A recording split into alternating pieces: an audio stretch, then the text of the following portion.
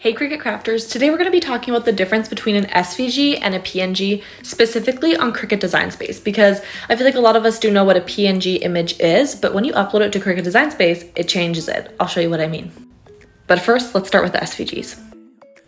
Here's an example of an SVG that I've already downloaded off of Creative Fabrica, and I've shown you how to do this in a lot of other TikToks and videos on my YouTube channel.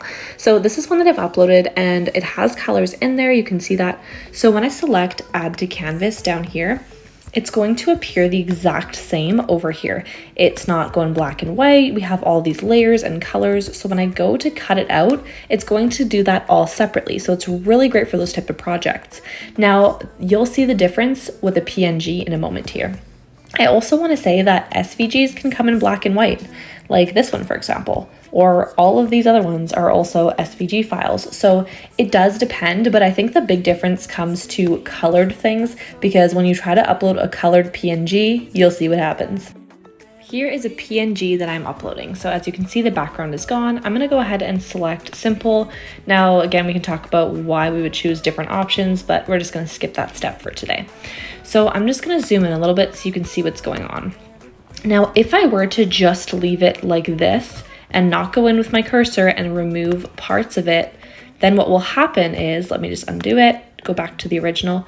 When I apply and continue, the PNG is going to come out like this, okay? It's gonna be different if you're making stickers, but if you're using things like vinyl and not a printer and just your Cricut machine, it's going to cut around it. So one way to avoid that is go ahead and go back. What you can do is zoom in a little bit and touch it up by removing parts, which I've shown in a couple videos how to do that. And as you can see now, there's a little bit more to it than just the outline. I can go in on Cricut Design Space and manually add some colors by creating extra layers, which just gets more complicated.